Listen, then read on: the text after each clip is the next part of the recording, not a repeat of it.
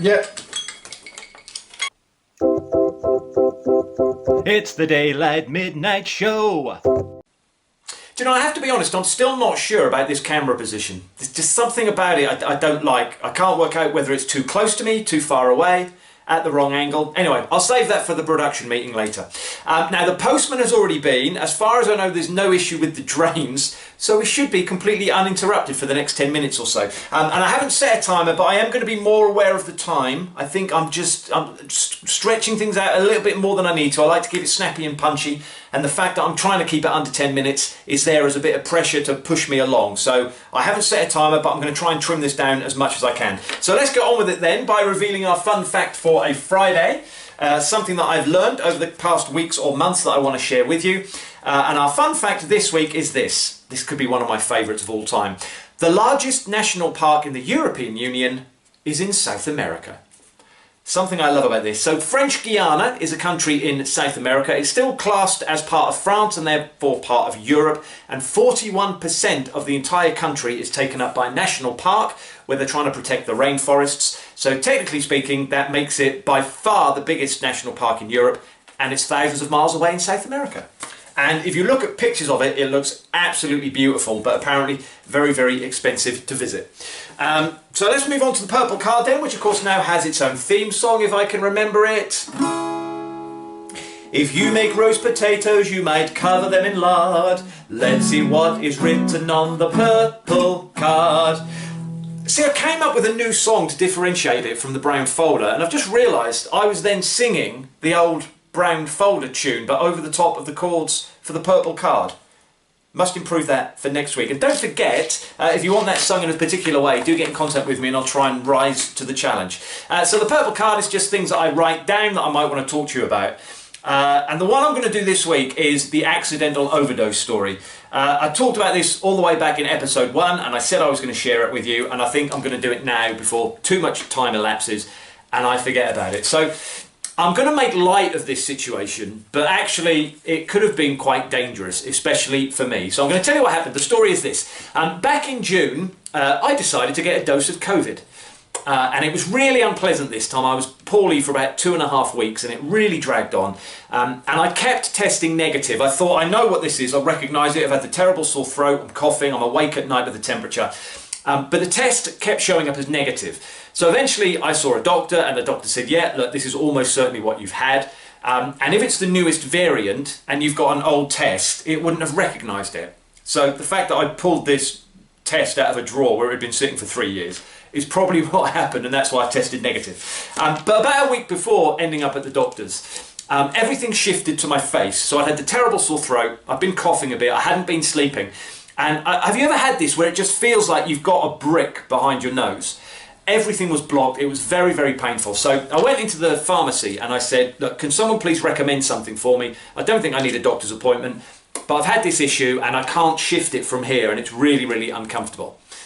What you need is paracetamol with a decongestant. So they got this box of pills from behind the counter and I bought them and I went away. Now at this point I should say that I used to do care work, so I've actually done medication training and I've done it at least twice. So I've got the certificates to show that I did this course where I learnt the importance of knowing what you're taking and when. And if you're distributing it to other people in a care setting, you always check the label, you always check they're getting what you think they're getting, you check the dose. Even if you've done the same thing every day for months, you still double check everything. And then in certain settings, you get someone else to check with you as well, so there can never be any mistakes. None of this was in my head on this particular day. So she handed me this box and I drove off and I thought, I know how to take paracetamol. You take 2. And then if you need to, you can take another 2 4 hours later. And you can do that 4 times a day with paracetamol, no problem at all. So I took 2 of these pills. And within a couple of hours, I felt great. This pain had gone, I could breathe again. Those ill sort of joint feelings that I had had over the course of the previous week had been lifted as well. And I thought, this is great, I've got this cracked. Thank you, pharmacy, for your advice. So 4 hours later, I thought, okay, I want to keep on top of this because that's what you do with paracetamol, right? You take them and then you take them again. So you don't wait for the symptoms to come back. You keep on top of it. So I took another 2. And then when I went to bed that night at about midnight, I thought, well, look, I haven't slept properly for a week. The cough's keeping me awake.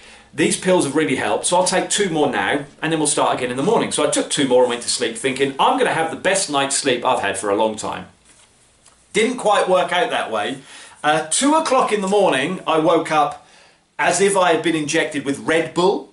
I was out of bed before my eyes had even opened. I was pacing around. I think if I wasn't in a house with other people, I might have ended up playing music very, very loudly.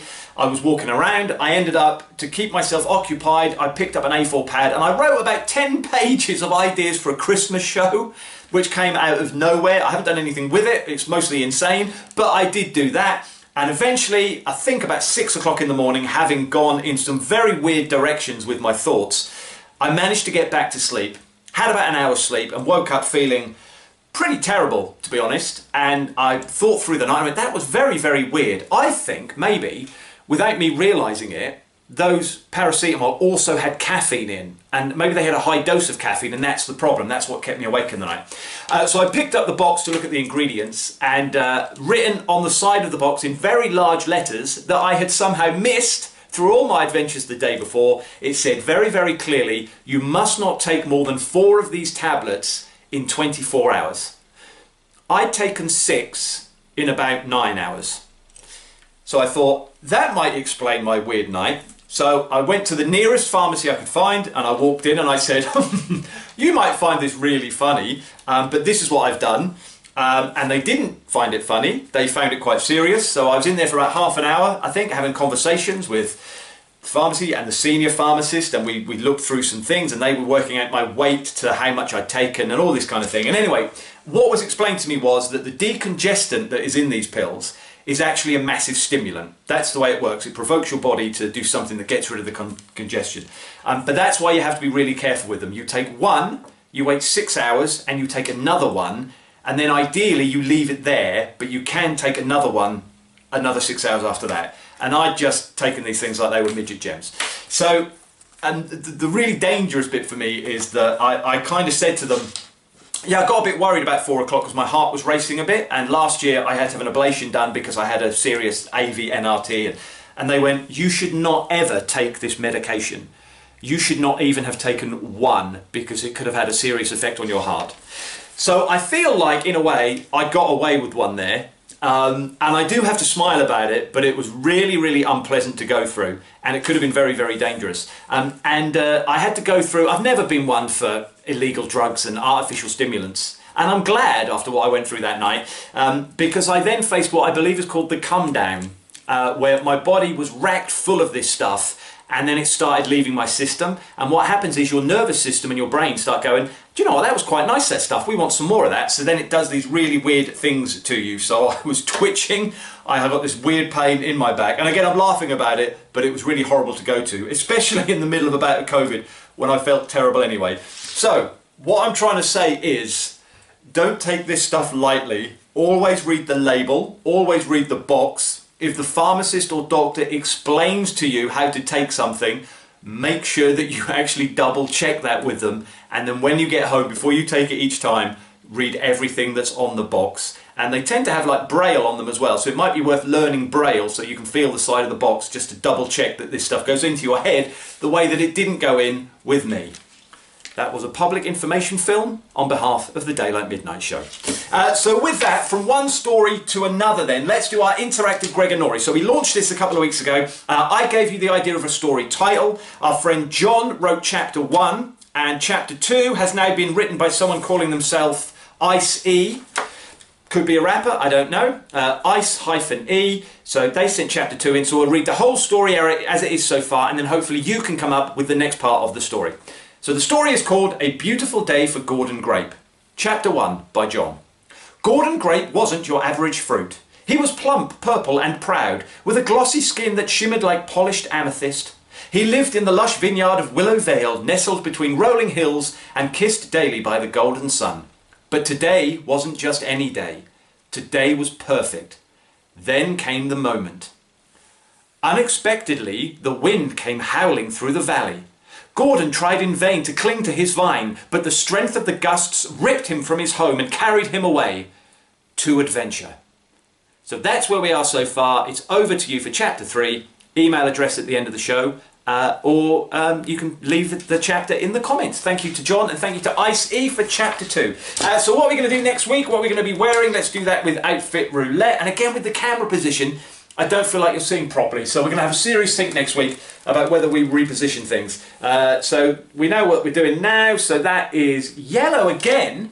So I'll be wearing my yellow shirt for the 3rd time, and then I really must take that off because we've worn the yellow shirt a couple of times. We will then be wearing whatever is in column blue, which will be my black jacket, and to accessorise all that, whatever is in column 3, and that is red, and red is nothing.